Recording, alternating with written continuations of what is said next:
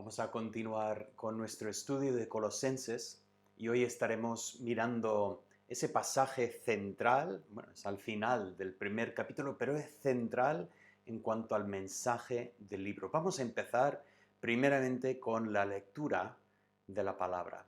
Dice así en Colosenses 1:15: Él es la imagen del Dios invisible, el primogénito de toda creación, porque en Él fueron creadas todas las cosas, las que hay en los cielos y las que hay en la tierra, visibles e invisibles, sean tronos, sean dominios, sean principados, sean potestades, todo fue creado por medio de Él y para Él. Y Él es antes de todas las cosas, y todas las cosas en Él subsisten. Y Él es la cabeza del cuerpo, que es la iglesia. Él es el principio, el primogénito de entre los muertos, para que en todo tenga la preeminencia, por cuanto agradó al Padre que en Él habitase toda plenitud, y por medio de Él reconciliar consigo todas las cosas, así las que están en la tierra como las que están en los cielos, haciendo la paz mediante la sangre de su cruz. Y a vosotros también, que erais en otro tiempo extraños y enemigos en vuestra mente, haciendo malas obras, ahora os ha reconciliado. Esa lectura, este pasaje, es un gran pasaje y sé que Dios tiene muchas cosas para enseñarnos en ese mensaje. Vamos al Señor y pidamos su oración, su bendición. Padre Santo, te doy gracias por este pasaje que hemos leído y pido, Señor, que bendigas este tiempo que tenemos juntos para considerar lo que tienes para nosotros en este pasaje. Te lo pido en el nombre de Cristo. Amén. Pues nosotros hemos estado estudiando en Colosenses y hemos establecido que el tema del libro es esa idea de estar firmes y fortalecidos en Cristo. Y comentamos que los colosenses, estos creyentes en esta ciudad de Colosa, pues estaban recibiendo ataques desde las dos direcciones. Primeramente, había judíos que les estaban atacando diciendo que tenían que guardar la ley y seguir todos los mandamientos del judaísmo. Y por el otro lado, pues recibían ese ataque de los filósofos, de los paganos, que les estaban atacando pues con su propia versión de espiritualidad. Y en medio, Pablo quiere asegurar que los colosenses puedan mantenerse firmes con la fuerza de Cristo. Vimos la semana pasada en el primer capítulo que Pablo habla de esa voluntad de Dios para ellos y lo pone en términos de andar como es digno de Dios. ¿Qué significa esto? Significa que buscamos agradarle en todo, significa que dejamos que el Espíritu Santo produzca su fruto en nuestras vidas y finalmente nosotros estamos buscando, he dicho, agradar, fruto y luego después la tercera se me fue. Pero vimos este concepto de andar como es digno de Dios. Perdonad, que debería decirlo y es que se me fue de la mente por completo. Así que voy a abrir la Biblia y lo voy a decir como tendría que ser. Dice así el versículo 10, dice, creciendo en el conocimiento de Dios, conociendo a Dios más y más.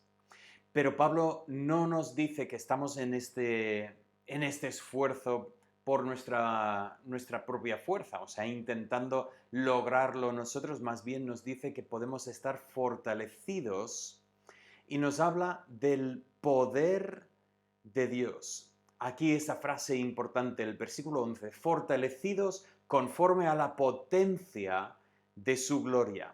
Esta frase es llamativa porque nos habla de la gloria de Cristo, este Hijo de Dios, el que vino. En su gloria hay fuerza para nuestras vidas. Y Pablo recoge este pensamiento y es realmente el enfoque de todo el pasaje que nosotros vamos a mirar hoy. Esa gloria de Cristo. ¿Qué significa esto? ¿Y por qué nos da fuerza? Así que vamos a entrar en esto y Pablo aquí está realmente pues debatiendo, o sea, proponiendo contestaciones a los ataques que habían traído los filósofos contra los cristianos en Colosa. Principalmente vemos dos temas aquí. Primeramente, vemos que los filósofos habían negado la deidad de Cristo. Ellos tenían sus propias deidades y ellos tenían sus conceptos ahí y Pablo les trae aquí a Cristo y establece quién es Cristo delante de ellos. Pero también en este pasaje entendemos que también habían negado algo sobre la creación del mundo. Ellos tenían su propia filosofía sobre la creación, su propia historia que habían inventado sobre cómo esta creación había llegado aquí. Entonces Pablo quiere defender, pues primeramente, el relato bíblico de la creación y en segundo lugar, la doctrina sobre la persona de Cristo. Quiero antes de continuar enfatizar que hay muchas personas hoy en día que todavía están con estos dos temas. Hay personas religiosas, tienen su religión y son muy entregadas a su religión, pero no creen en la deidad de Cristo. Luego después hay muchos en el mundo que directamente pues no creen. Ellos pues creen en lo que ven, lo que tocan, lo que sienten, creen en sus propias vidas, pero no creen que realmente Dios envió a su Hijo a este mundo. Y en segundo lugar, hay muchas personas que no creen en lo que de la Biblia dice en cuanto a la creación, que este mundo no es el resultado del azar, de simplemente una explosión fortuita de gases que por la suerte pues ha creado un planeta lleno de vida. Más bien ellos creen en una teoría de evolución en que las cosas poco a poco se han ido evolucionando con el tiempo. Es curioso que estos dos puntos que realmente están en el fondo de todo lo que está diciendo Pablo aquí a los colosenses siguen con nosotros en el mundo. Así que vamos a entrar en esto y en un principio tenemos un pasaje que es sumamente práctico para nosotros hoy en día. Bien, vamos a primeramente mirar estos versículos del 15 al 19 y vamos a comentar un poco sobre la estructura. Pablo recoge el pensamiento anterior, ese pensamiento que había dicho en el versículo 13, había hablado del reino de su amado Hijo. Entonces recoge el pensamiento de este amado Hijo y empieza a comentarnos un poco más sobre quién es este Hijo de Dios. Y lo primero que dice es realmente sorprendente. Nos dice aquí el versículo 15, Él es la imagen del Dios invisible.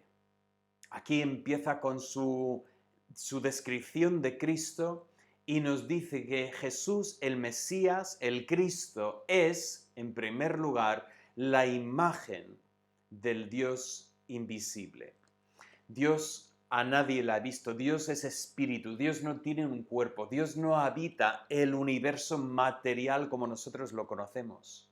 Más bien habita por encima y alrededor y dentro y pues está en todos sitios, pero nosotros no lo podemos ver con nuestros ojos. Y sin embargo, Cristo es la imagen.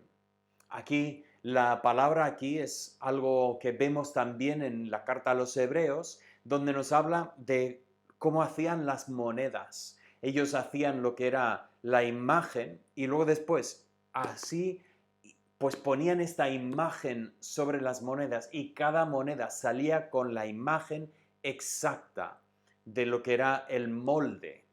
Aquí tenemos esta idea que Cristo es la imagen visible del Dios invisible. Eso es exactamente lo que, como Cristo se presentó a sí mismo cuando Él vino a esta tierra. Se presentó a sí mismo diciendo, nadie ha visto a Dios jamás, pero el único unigénito Hijo, yo he venido para revelar al Padre.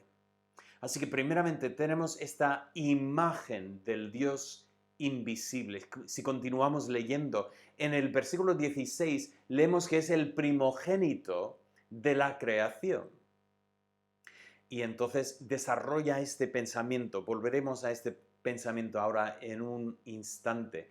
Pero quiero continuar con este pensamiento sobre la estructura, porque si seguimos leyendo, vemos en el 18 que es el primogénito de entre los muertos. Interesante, ya tenemos imagen de Dios, primogénito, primogénito. ¿Y qué viene después?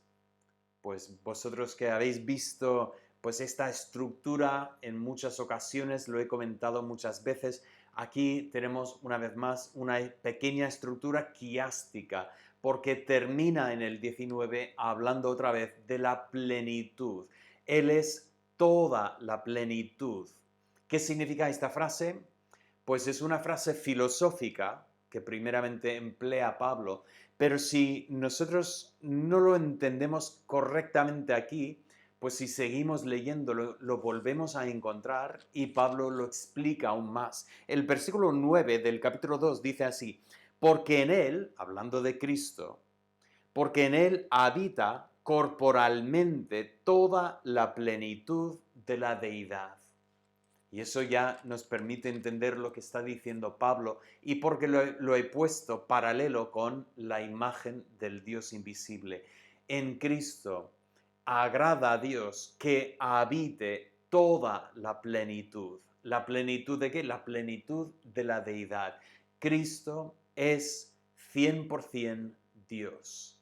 Ahora, cuando miramos esto, hay algo que tenemos que comentar aquí, porque cuando nosotros escuchamos esta palabra, que es el primogénito, ¿vale? Entendemos que es el primogénito, es el primer hijo nacido.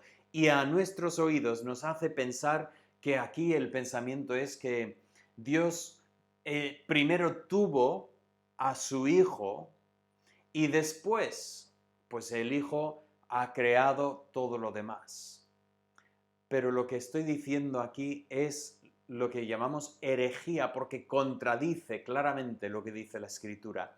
O sea, lanzo la pregunta, ¿quiere decir eso de primogénito que Él es la primera creación de Dios?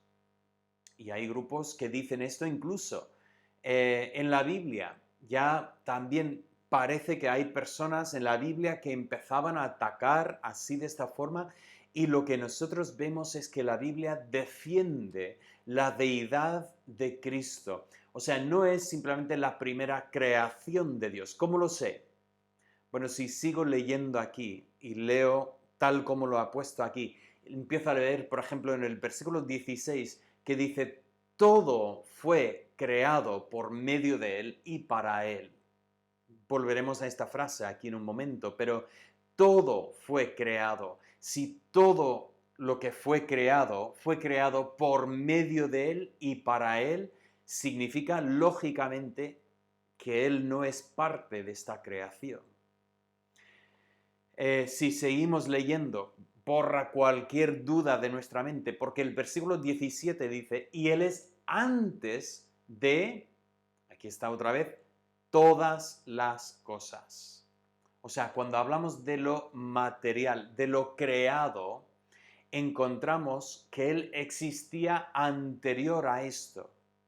Ahora empezamos a juntar nuestro entendimiento de otros pasajes de la Biblia y el tema queda cerrado, pero imposible de dudar que realmente ese pasaje cuando le llama primogénito no está diciendo, sugiriendo que Cristo fue alguna vez creado por Dios y de a partir de ahí ya tenemos el resto de la historia. Cuando miramos lo que dice Juan, el que dice, en el principio era ya el verbo, nos está diciendo igual que aquí que Él es antes de todas las cosas. Él es antes de lo material. Él existía junto con el Padre desde la eternidad pasada. Entonces, entendemos que Juan está de acuerdo con lo que está diciendo Pablo aquí, pero otro pasaje de Juan 1:3 dice todas las cosas por él, está hablando del verbo, está hablando de ese preencarnado Jesús, Cristo, todas las cosas por él fueron hechas y sin él nada de lo que ha sido hecho fue hecho. Aquí no hay sitio para dudar. Todo lo que hay, todo lo que existe en este universo material, todo lo creado, ha sido creado por Jesús. Jesús no forma parte de la creación. Por cierto, los que creen que Cristo es el principio de la creación, en su Biblia han insertado palabras. Lo curioso es que en su Biblia normalmente cuando insertan palabras lo ponen con cursiva, con letra cursiva para mostrar que han insertado una palabra, pero aquí han insertado una palabra y si no me equivoco no lo han puesto en cursiva, pero él dice todas las demás cosas fueron hechas por él. Y lo que están diciendo es que están intentando proponer una doctrina de que Cristo es parte de la creación. Y sin embargo, esto no es lo que significa. Entonces, ¿qué es lo que significa? ¿Qué es esto del primogénito de la creación? Y para entender esto tenemos que ir en otra dirección. O sea, cuando pensamos en primogénito, no debemos pensar en el que viene, que nace de otro, sino debemos entender el que es el primero en rango, el número uno. Y hay evidencia de que realmente este es el pensamiento que tiene Pablo en la mente, pues desde luego en este contexto encaja perfectamente. ¿Por qué? Porque él es cabeza de la iglesia. Él es el principio, nos dice en el versículo 18. Y cuando llegamos al 18 al final, dice, para que en todo tenga la preeminencia. O sea, Cristo es preeminente. ¿Qué está diciendo Pablo cuando le llama el primogénito de la creación? Dice que es el número uno y después de él sale toda la creación. Perdón, no quiero decir que es el primero y de él, sino que él es por encima de todo. Él es el mayor de todo. Y porque él es en este primer rango, él es el creador de todas las cosas. Así que tenemos aquí un pensamiento que refuerza el pensamiento de que Él es Dios. Él es Dios, Él es el primero, Él es el mayor, el más alto. Él es el que merece toda adoración.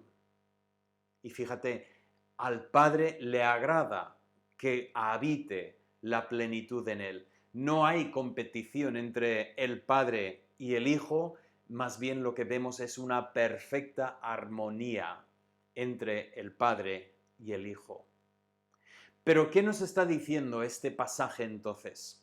Pues si notamos lo que ha hecho, empezamos a notar el enfoque del pasaje. Primer enfoque, Cristo es Dios. Lo voy a decir de la manera más clara y más directa posible. Cristo es Dios. Es la imagen del Dios invisible.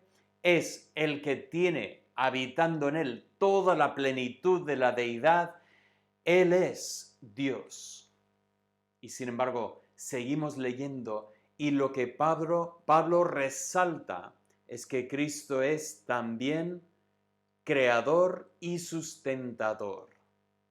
Aquí lo que habíamos dicho antes, en Colosa había los que pues rechazaban la deidad de Cristo, tenían sus propios dioses, divinidades, y luego después habían rechazado ese pensamiento bíblico de la creación, que Dios es el creador y el sustentador de todo. Me encanta el lenguaje aquí. Aquí tenemos 4 preposiciones importantes. Primeramente nos dice que todo fue creado en Cristo. La idea aquí es que Cristo está en todo, en el sentido en que no hay nada independiente de Él. O sea, no hay una creación que no tenga que ver con Él. Él está personalmente involucrado en todo. Y si seguimos leyendo el 16, continúa diciendo que todo fue creado por Cristo, o sea, por medio de Cristo, a través de Cristo. O sea, Él está en todo porque ha hecho todo. Pero luego seguimos leyendo y nos dice que todo fue creado para Cristo. Eso es precioso el pensamiento. Él ha creado todas las cosas, pero todas las cosas tienen el propósito de glorificar a Él, de glorificar a su Creador. Pero no solo eso, sino que seguimos leyendo y nos dice que todo subsiste en Cristo. O sea, no solamente es que todo tenga su existencia en Cristo, como empezamos, sino que todo tiene su continuidad en Cristo. Él mantiene el universo funcionando. Él está velando sobre este universo. Y no hay nada que se pueda hacer para destruir este mundo fuera del control de Cristo. Ese pensamiento que tenemos hoy en día, que estamos destruyendo el mundo, y quiero tener cuidado porque es verdad que nosotros tenemos una responsabilidad de cuidar este universo y debemos hacer todo lo posible para cuidar bien este universo, pero tengo que decir que el ser humano tiene un orgullo de que piensa que el universo depende de él, cuando bíblicamente entendemos que el universo depende de Cristo. Y ya nos ha dicho el Señor lo que será el fin de este universo. Dios juzgará y Dios destruirá este universo. No lo destruiremos nosotros, lo destruirá Dios. Vamos a hacer nuestra parte para cuidar este mundo, para señorear sobre la creación, como Dios nos dice en la palabra. Pero también guardemos el contexto correcto y recordemos que Dios es el que está, Cristo como Dios es el que está sustentando este universo. Pero hay un tercer enfoque en este pasaje que es sumamente importante, porque no solamente es Cristo Dios, no solamente es creador y sustentador, sino es también Salvador. Cristo es el Salvador. Y si leemos estos pensamientos aquí, encontramos que Cristo es cabeza de la iglesia. Tenemos este pensamiento de la iglesia, Cristo es cabeza. Pablo vuelve a este pensamiento en Efesios, y ya hemos dicho que Efesios y Colosenses pues fueron escritos pues a la vez, y muchas veces hay pensamientos que Pablo presenta en Colosenses y después desarrolla en Efesios. Espero que haya dicho Efesios y bueno, a ver si me he liado. Pero en Efesios 5 Pablo habla de Cristo como cabeza de la iglesia, lo hace en el contexto del matrimonio. Y nos dice, tal como Cristo es cabeza de la iglesia. ¿Y qué es lo que hace ese que es cabeza, el que es el primogénito?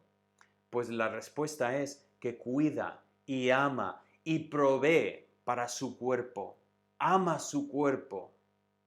Y así lo pone Pablo en el contexto del matrimonio para decir que el hombre también tiene una responsabilidad hacia su esposa y debe, por lo tanto, amarla, cuidarla, proveer para ella.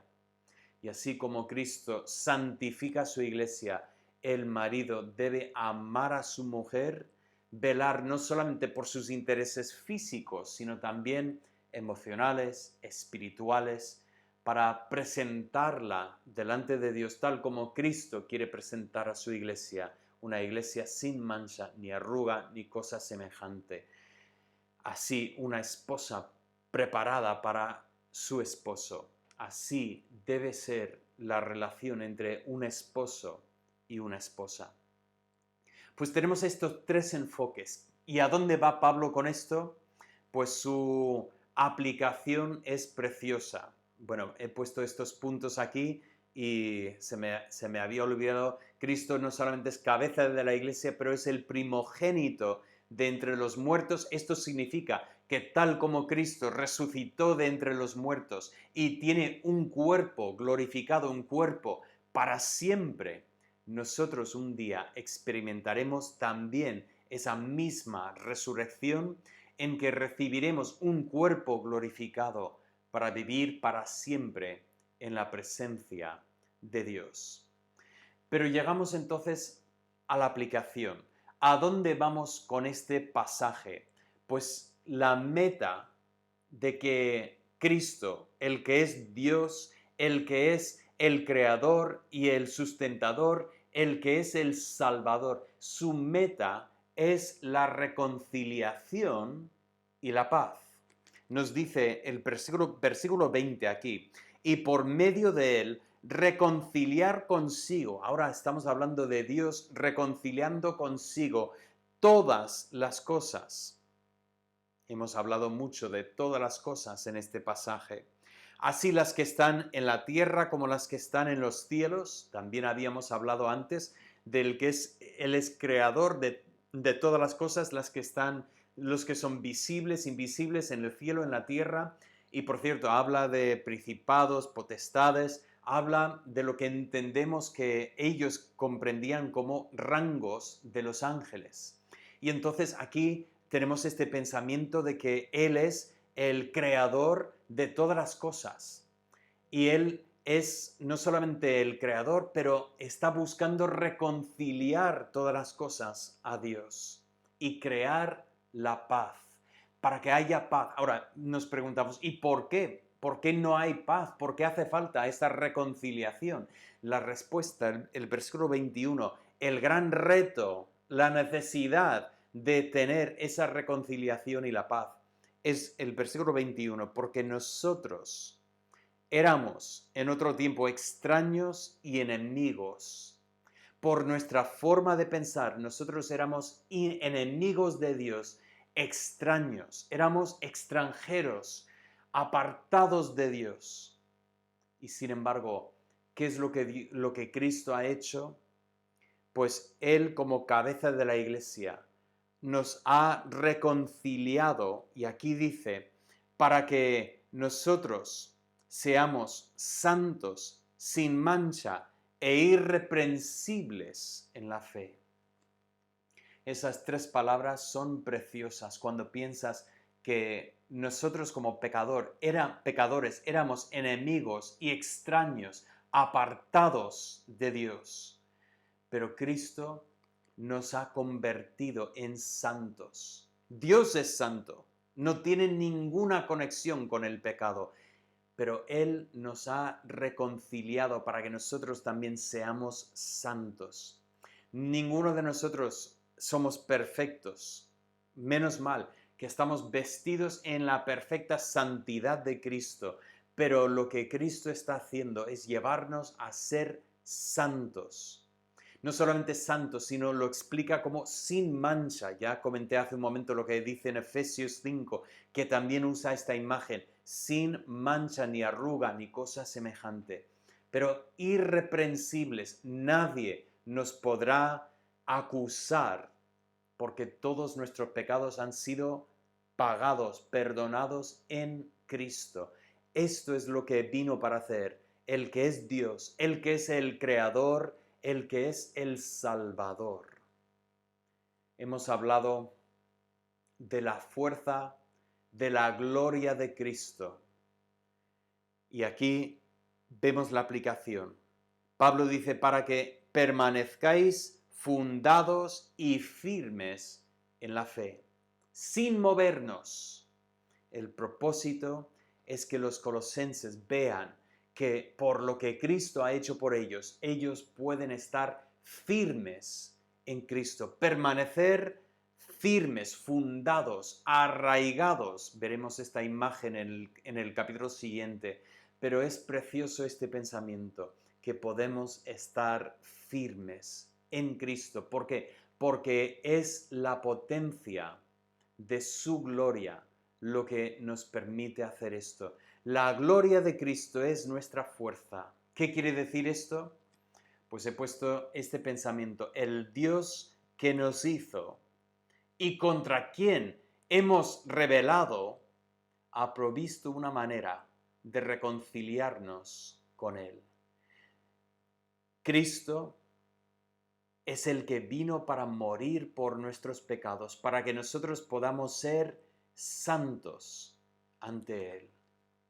Y este es el secreto que nos presenta Pablo aquí, para que nosotros andemos como es digno de Dios. Y quiero terminar este mensaje sencillamente diciendo lo siguiente: si todavía no has puesto tu fe en Cristo, no hay forma de mantenerte firme. Firme en este mundo, pues a lo mejor más o menos, pero firme para la eternidad. Solo en Cristo hay salvación.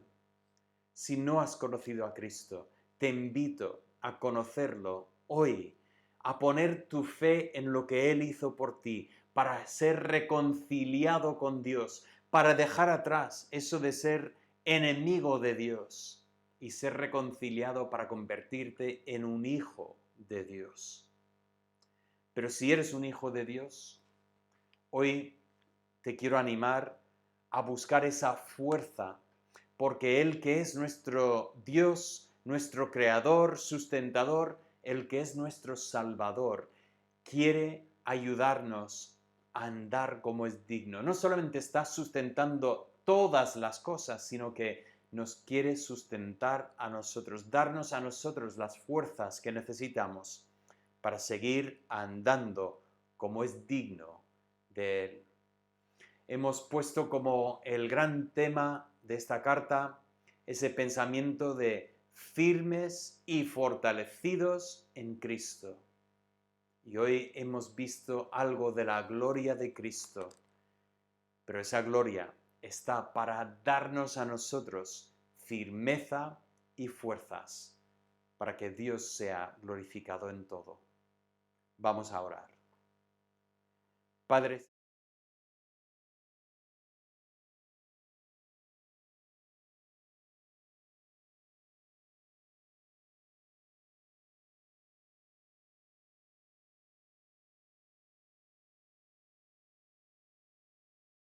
glorificado en todo, en nuestras vidas. Hemos visto la gloria de Cristo, el que es Dios, la imagen misma, el que es el Creador y el que es el Salvador.